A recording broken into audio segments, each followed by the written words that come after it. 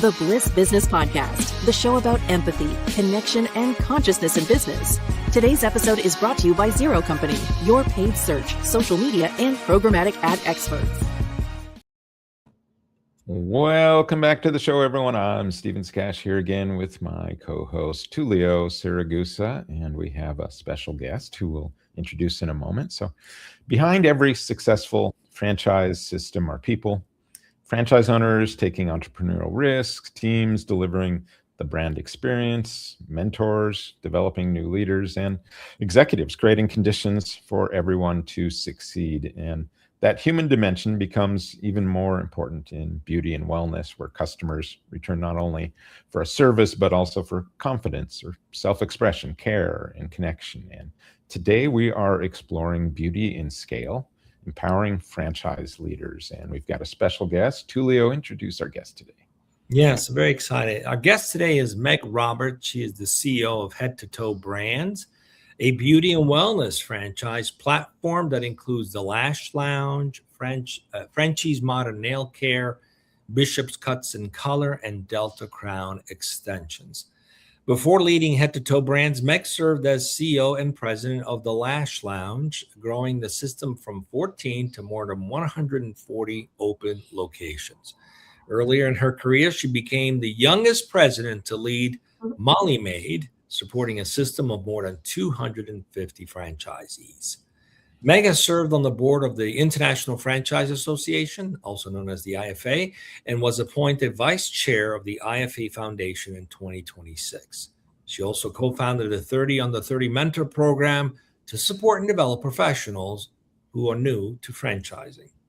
Meg credits much of her success to the mentors who invested in her development, and she continues to make mentorship a central part of her leadership. Meg, welcome to the Bliss Business Podcast. Thank you for having me, gentlemen. I'm excited to be here. I love what you're doing, and I love what Bliss stands for. I think it's super, super cool. Build love into scalable systems. Franchising is all about scale, and I think sometimes we overlook how important it is to not only love what we're doing, but love who we're doing it with. So I'm really excited to be here today. Yeah, and the challenge sometimes with growing and scaling is that, you build these systems that, can end up being a little cold and, without that human element. So Tulio mentioned you helped grow the Lash Lounge from 14 to more than 140 locations. What changes when a franchise brand moves from kind of that emerging stage? You have developed some systems, but now you're definitely a much larger system. Yeah, it's interesting. You hear people say when you go from one child to two, it feels crazy. But when you go from 2 to 4 or 6, it doesn't feel that extreme. I actually would challenge that. I think the bigger you get, the more responsibility you have to take in making sure that you are addressing the needs of the multiplier, right? Whether it's 50 or 70 or 100. But then also recognize that each of those franchisees themselves are uniquely different. Franchising is designed to be replicable and scalable, but you also have to pay close attention to the fact that your franchisees are different, and they may receive learning in a different way. They may be a kinetic learner. They may be someone who appreciates doing everything online. So to answer your question, I would say the biggest change for us was recognizing that our audience had now changed so dramatically, and that the way in which we were going to communicate, to train, to engage with that growing audience needed to also expand. We needed to recognize that different people digest things differently. And that was a really key component of keeping our franchisees engaged and helping them learn as quickly as they needed to. Yeah, I feel like almost like at some point, like at the 14 range, maybe that's like, I could juggle 3 balls, but you're throwing me like 7 or 8 now suddenly, and 10, and I'm like toast. So it's like, there's definitely that difference between that emerging kind of stage and getting to where you were in there. And I think that, Thanks for those watching too, making comments. We got a comment from Pure Wave Technologies on LinkedIn that said the shift from 14 to 140 location isn't just growth. It's a complete rebuild on how leadership operates. Culture preservation during expansion is the real challenge. Either you design it up front or you spend years recovering from it. So very good comment. So, and that's really, that brings me to our sort of next question, because beauty and wellness brands, it's a very deeply personal service, right? Customers often build meaningful relationship, not just with the salon, but with the professional themselves. Right. And it's almost like cheating. I sometimes I hear my mother-in-law when she comes to visit, she's like, I'm going to go get my hair done, but I feel like I'm cheating on my hairdresser. So it's kind of like that feeling, that connection. But how do you scale those brands without making the experience feel standardized and impersonal? Because sometimes, you got systems. There is a lot of standardization in franchising. So how do you do that? Well, I think it really depends, Julio, on what the guest is looking for, right? And beauty is several different categories and so many different verticals. There's value beauty, which is so important. Someone to be able to get an inexpensive haircut and know that they can go and get that consistent service. That customer isn't the same as the customer who is looking to get a $1,000 installation of hair extensions at Delta Crown, for example. Where Head to Toe is different, and different by design, is that we are really focused on the type of customer that is looking for an experience, the consistency and the care, but really the experience of the service provider. So that level of excellence as you continue to hone your craft is part of what makes the experience at the Lash Lounge, Bishop's, Frenchies, or Delta so exceptional. And the young people who work for us take a certain amount of pride in the affiliation with a brand that stands for that exceptional level of service. And then you get that momentum of the guest is loyal to the quality of the service and the service provider. And the more we continue to keep that loyalty wheel moving, the more successful we are. Something I'm thinking about, how do you know when a brand is ready to scale? Like if I'm at like that smaller stage, our previous guest we had on here was in the beauty category, but it was in this, smaller franchise stage.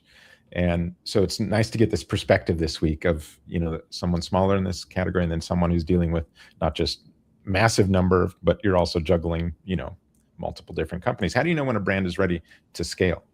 Gosh, there's a couple of ways to answer that question. But I think one of the most important questions to ask is, what is the why of that founder, for example? Is their why that they want to have 150 stores and they want to exit to private equity?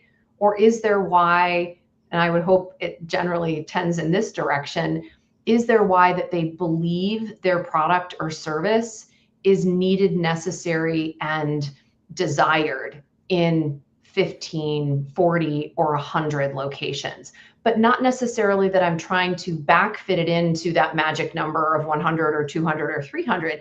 Not every service in beauty can justify having 400 stores, right? Not everybody is going to need a very finite service. So I think that's the first and most important question. The person at the helm has to ask themselves their why, and hopefully their why aligns with the demand that we can estimate is out there to make those businesses successful. One of the most challenging things in franchising is getting overly excited with a concept and thinking, well, this concept worked really well in New York City. If I replicate it 500 times across the country, it's going to work just as well. It's our responsibility, really, truly our responsibility, to understand the economics of the model, not just where it is and where it was founded, but what those economics might look like when it goes someplace else. And not every great business should be a franchise. That's not what should be the aspiration of a founder and a great business owner. Scaling and growing is one thing. Franchising is an entirely different thing that should be an aspiration if the economics of the concept make sense and if your buyer can then be successful. If not, you should re-examine your why. Yeah, I think that the why can be important in a lot of ways. And one of them I'm thinking is, how do leaders preserve kind of that entrepreneurial energy as the organization becomes more structured? That's also a tough question. And oftentimes, I think that's where a founder and more seasoned franchising executives can come together in a really good partnership. The businesses are very different. If you are the founder of a beauty business or an executive in franchising like myself, what I do is very different than what the founder does. My job is to anticipate, my job is to plan, my job is to see 5 years ahead in terms of the impact on the franchisee and the scalability. Less so the innovation and all of the wonderful things that might come with a segment. That's an industry specific expert, typically the founder. But the two people working in partnership is often where I think you can get the best results, maintaining the culture and the integrity of what the brand does, but also protecting the brand from going or growing too quickly that you then sacrifice the brand itself, or you sully the brand because you got too big for your own britches. I think that's an old saying, and I think it makes sense here. So I'm curious. You said something interesting about culture, and that's sort of a two-part question. Why is the culture so important, especially in the wellness and beauty industry? And is it easier to maintain it as a franchise system or as a traditional owned model? Because you had mentioned sometimes it's not for everyone. Yeah. Why is culture so important for the beauty and wellness industry? And which of the two is easier to maintain? Curious. Well, culture, the first part of that question is easier to answer. Culture is important in all businesses. Culture is present in every business. Whether or not it's good culture is the distinguishing factor, right? In the beauty business, generally speaking, the people who provide the excellent services as nail technicians or lash artists or cosmetologists, estheticians, massage therapists, these are highly trained people, very highly trained experts at what they do, but oftentimes not respected for the craft that they provide. And I think that's one of the most essential components of the culture within our organizations is recognizing not only how important the employee is important in every company, but how exquisite and exceptional it is that they do things we can't do. I can't do any of the things that our employees can do. And I have to honor that. And you honor that in ways that demonstrates your belief and pride. Every year we have nail technician, lash artist, stylist of the year. We feature and promote these young people in our Hall of Fame online. We really want our employees to know that we respect what they do because the culture is going to come from how they feel about their work. So that's a really critical element. Asking whether or not culture is more easily attained in a franchised business or a local business is a tough one to answer, but ultimately I think good culture in any business comes down to good leadership. What I would surmise here as a bit of a tangent is that there are probably plenty of people who want to get into business, and franchising can help them get into business and teach them some of those soft skills that they might not know, how to be a better manager, how to be a better leader. We can give you those skill sets that will then help your culture along. In the same vein, there's plenty of independent business owners who don't know a thing about culture. They don't have someone to back them up and teach them and train them. So true. So we talk a lot about the systems, and systems of care, systems of, bliss. We talk about, building love into systems. And really that's kind of a key to, we think, building that culture is to really kind of audit your business in a way around these things of kindness, care, love, this, to build intention in there. For you, are there any kind of systems that you've put in place that really help that building that kind of culture, that kind of the human side of it all? Well, it's interesting. I have tried over the years, and I hope to some degree of success, to impart this important lesson that I learned firsthand from Gino Wickman, who is the author of the book Traction and the EOS management program. Before Gino was really famous, and you can't get in front of him. He's got an army of soldiers who teach people about EOS and Traction. But I was lucky enough I guess almost 18 years ago, to meet him in person and learn from him directly.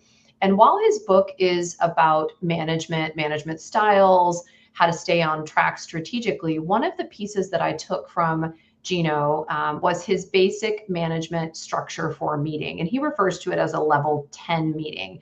I took that in 2012 and imparted it on every meeting that we host. And what it starts with is good news. And that might seem really silly, but when you ask your staff, whether it's 5 people or 10 people in a meeting, to start with, hey, I want everyone to share a good news. So I would start and say, hey, my son's home from college this weekend. We had a really good time and we went golfing. I'm going to pass to Steven, and Steven's going to give his good news. It is not work related. What that creates is familiarity, a little more bonding, a little more personal conversation, particularly in a world that's all online today. Most of us are remote. And we have tried to impart that into our franchise system by inviting our franchisees and their managers, host your staff meeting the same way. You have several revenue rocks that you need to talk about, selling memberships, or, some of the basic things that we need to do in our stores every day. But if you start each week with your staff and say, hey, share your good news, that's one of those undercurrents that starts to build relationships. And relationships are where people stay connected and the business stays productive. Yeah, I love that. I mean, we get so focused on, transaction related stuff all the time, right? That's what all of our metrics are driven to. But it's like, there's this whole other side of things that's another currency, and it's that connection and that love and that care. I think that doing something like that, that's just a brief sort of pause, especially with how much remote working we're doing these days, you're missing out on those conversations, right? A lot of times just walking by someone sometimes, but in those remote meetings, that's especially important, I think, is right. And you have to celebrate the wins along the way, because you could get so bogged down with trying to move each transaction forward, and the challenges of doing that you don't stop to recognize and celebrate the wins along the way. And whether the wins internal or external, they're worth celebrating, because it creates a whole different vibe on the team. We actually go a step further by actually acknowledging and giving bliss to the individuals on the team too. So it's bringing in both the good news, but also someone that deserves some recognition. So it's a two-way sort of a way to start things off with something positive, and it works. It sets the stage for the whole thing, for the whole meeting. Absolutely. All right, we've got a couple audience questions. Let's go pull up, see what they've got for us here. So from a LinkedIn user, what usually breaks first when a franchise system grows quickly? Ooh, this is really easy. What doesn't break? Someone's going to think I'm going to say training or real estate and construction. No, those can break. What breaks first is the relationship. So you met this person, they came to Discovery Day, they were so excited about the business that they joined you, and you're a new franchisor and you're trying to, puff up and make the 3 people look like 7, and really excited to get them, and you kind of don't know what you don't know. And that inflection point where you have a certain number of franchisees that you can't service, and I personally would say that could be as few as 15. If you don't have an appropriate staff in place, meaning you're funding it yourself or you're finding a way to make this franchise grow, you can't live on your franchise fees, and you never, ever should. You've got to be prepared to support them. And so what I think breaks first is the relationship. 1 or 2 people are disappointed. It didn't happen fast enough. It costs too much. These are normal things in franchising. But when you're small and that relationship breaks with 1 or 2, and then 3 or 4, suddenly that's 50% of your small system. And when the relationship breaks, the listening stops. Now you're just playing defense all the time. You aren't able to hear, and I mean us, the franchisor, we aren't able to hear what they're asking for, what they need. We don't have a minute to slow down because we're trying to handle all of the incoming complaints, and we're not listening anymore. And when that happens in an early relationship, it's difficult to recover. All right, let's make this a little more complex, right? Head to toe brands, you bring several beauty and wellness concepts together in one platform. Where can a multi-brand organization create share strength while still protecting what makes each brand distinct? This is a tough one. I'm curious to your secret sauce on that? I actually don't think it's tough at all. I might have been resistant to this 15, 20 years ago when Molly Maid was sold and we became part of what was at the time the Dwyer Group, now ultimately Neighborly. I resisted the idea of synergies, and it's kind of ironic as a franchisor when you resist that, because synergies and scale is precisely what a platform organization is doing. So it's like we're fighting against our own hypothesis of what makes us successful. It doesn't mean that there can't be mistakes made along the way, that, you know, we tried too hard to fit all of the marketing into one silo as opposed to having some dedicated people, or operations needs more attention per brand. Ultimately, it's the leadership within each brand whose job it is to carry that flag of culture, to carry that communication up to the C-suite that says, hey, I know we're going in this direction for the platform company. My brand's a little different. Can you hear me out? Because I think we could tweak this and make it a little bit better. So from a leadership perspective, as the CEO, my job is not to make 4 identical boxes that look the same. My job is to listen to the people affiliated with those different brands and identify where the themes across all 4 are uniform and how we can make that efficient and effective so that we can have more time, energy, and resources to invest in our differences. You know, yeah, thinking about that. So you've got 4 different brands there, but the key element there that I think you were kind of talking about a little bit was listening, you know, to these and making sure. How do you create feedback loops across these multiple, you know, franchise systems that I may be a rarity, but I am on the phone with franchisees all the time. And it could even include franchisees that I worked with 10 or 15 years ago on different brands all the time. I would say this to anyone who's listening and interested in being in franchising or already in franchising: you must always answer. Your job is not 9 to 5. Your stores are not open 9 to 5. They might be open on the weekends. They might be open 24 hours if they're a Denny's.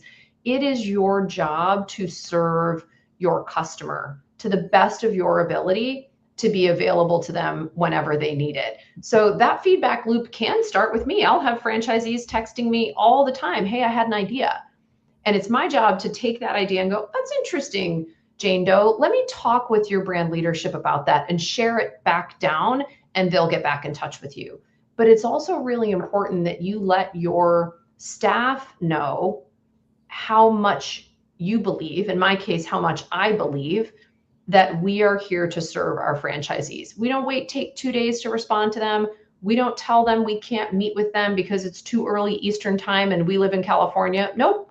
Get up early, meet with them. It's not going to happen every day, but setting the expectation of leading and acting with a servant's heart, to me, is absolutely essential in franchising. Absolutely essential. It is a privilege to have 5, 50, or 150 franchisees say they want to follow you, and you need to honor that. I love that. Okay, speaking about following, you have spoken a great deal about the important role mentors have played in your own career. Yes. And we have an audience question on this, but before we go to that one, what did great mentorship give you that experience or formal education alone could not?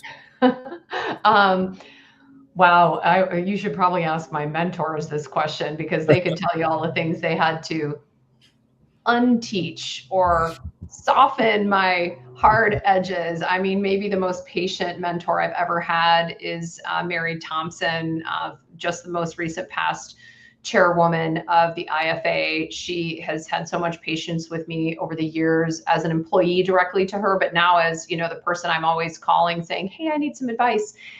She really taught me to be a little more patient with myself, a little less proud. And I know that she and I both come from military backgrounds of, you know, be humble, officers eat last, but I can be bossy at times. And Mary helped me to kind of soften some of those edges, but not give up my power or position, but that a powerful person can lower their voice and have more impact.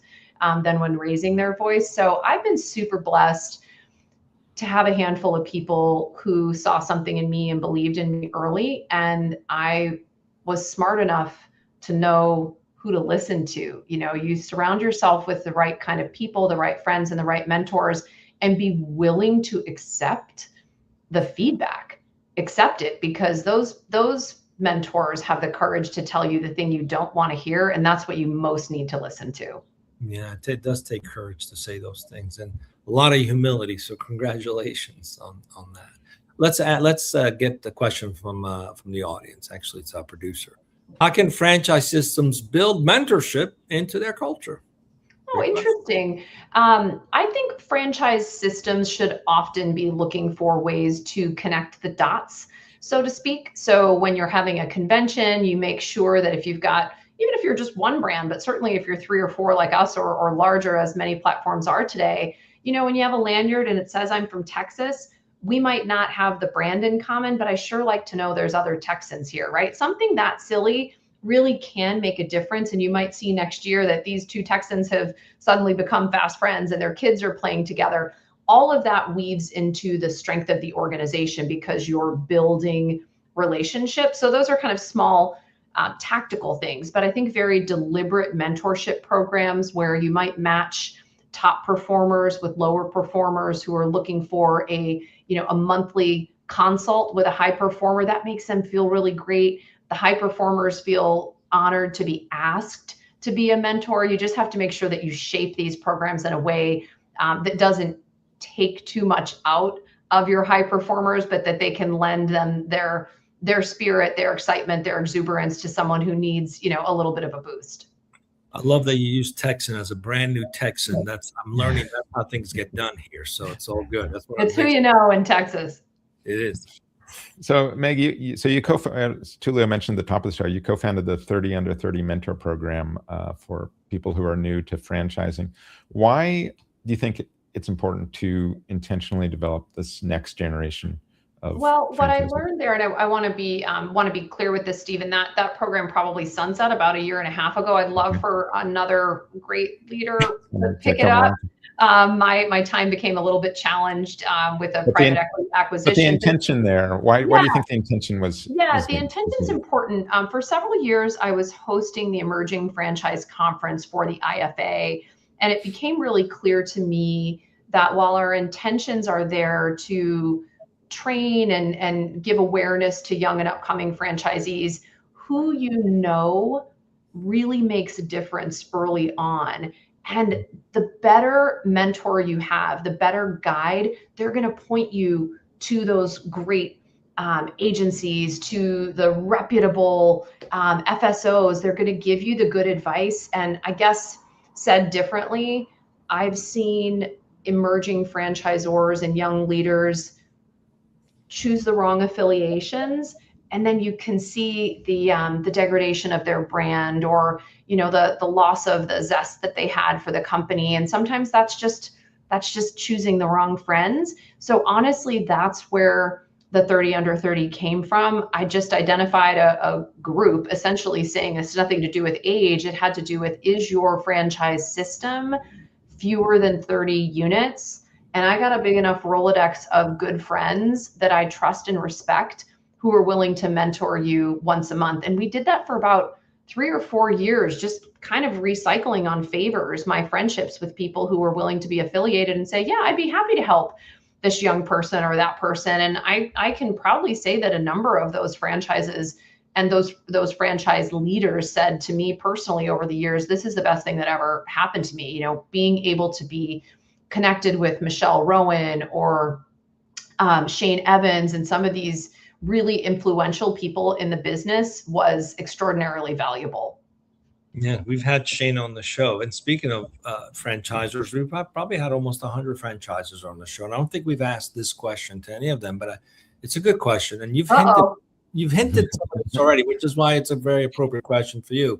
I mean, let's face it, franchise owners, they invest not only their money, their identity, their family time, their personal ambition into this business, right?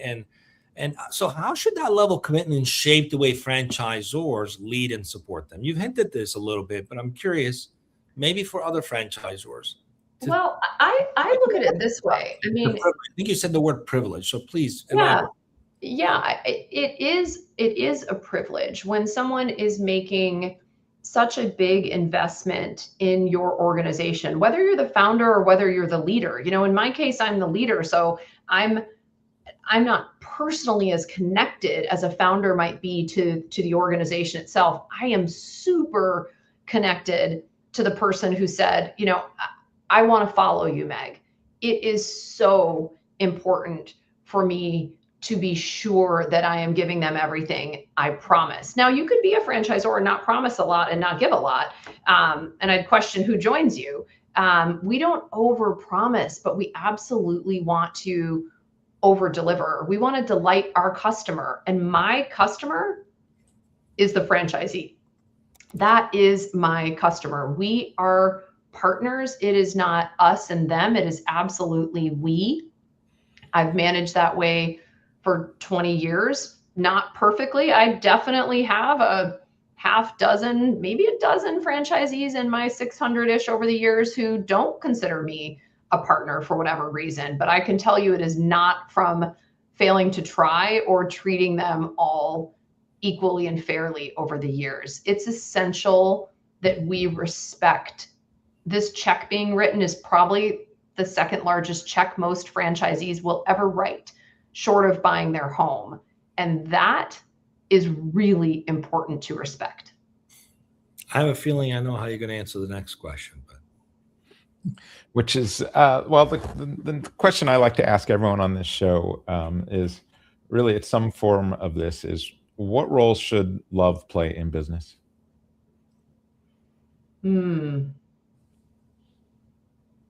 Wow. Oh my goodness. Okay. So, you know, I'm thinking of the Webster's definition of love and contemplating how I would define love and how you should treat someone or something that you love with care, with respect, with authenticity, and with honesty. And I think in franchising, at least the way that I manage and the way that I engage with my teammates, the staff of Head to Toe, would take all four of those elements into consideration at all times. You know, how sincere, how honest, how thoughtful can you be in your pursuit of growing someone's career, and even alternatively separating from someone, recognizing that how you treat them is a reflection of you, and you want your franchisees and their employees and your employees to see you as someone who is both strong and empathetic. And love is really about strength and empathy. Why do you think so many businesses really struggle with this?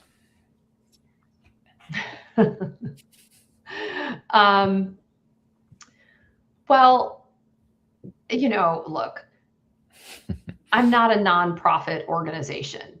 We are, by design, franchising by design, going to have shared success. When our franchisees are successful, we will be successful.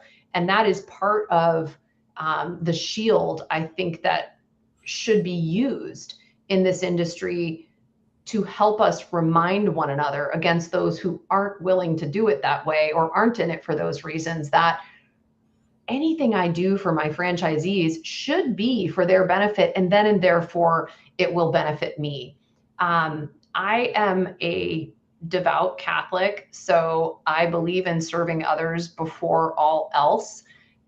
This isn't really judgment of others, which probably people would say Catholics are so judgy. But I think that we often can get lost in the profit and the pursuit of the almighty dollar. And I don't bemoan businesses of doing that. If that's their forte, go for it.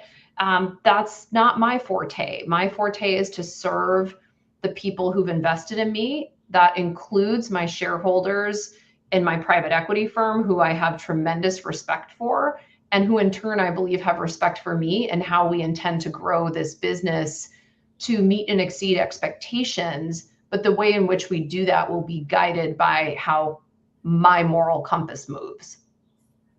It's beautiful. Jesus said to his disciples, treat others as if they're superior to you, whether you're Christian or not. It's a good principle. That's Amen.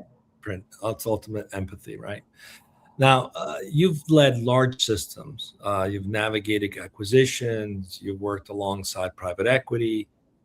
How do leaders preserve trust and connection when an organization is going through significant change? Yeah. Honesty is, my dad says, my best and worst quality. He's like, sometimes you're too honest. Sometimes you just need to, share information when information is necessary. I think that the evolution of businesses, the evolution of leadership, the change that comes with private equity and adding brands and, all of that change can make people uncomfortable. I do think that communication is the most important thing. And that may mean not everything needs to be known all at once, but careful, thoughtful, and considerate communication to your audience. I like to think, and I try to anticipate, what is my staff thinking right now? Meg's been gone for 2 weeks on something. Are they thinking I'm leaving? Nope, I'm really out investigating other businesses. So rather than have a story start forming, try to head that off at the pass, right? The same way with franchisees. What are they anticipating? What do they think might be happening? The more you share what is, the more people can relax and focus on what's theirs. All right, real quick, for someone who wants to build like a long-term career in franchising and they want to find a mentor, what's one kind of practical step they can take to find, a meaningful mentor? So that's a great question. I would say if you are not in franchising, but you're inclined and you're interested in franchising as far as an executive type of role, like working on the franchisor side, there are so many universities now that have incredible programs and curriculum that is dedicated to franchising. The University of Denver is one. I believe the University of Louisville has one at their school.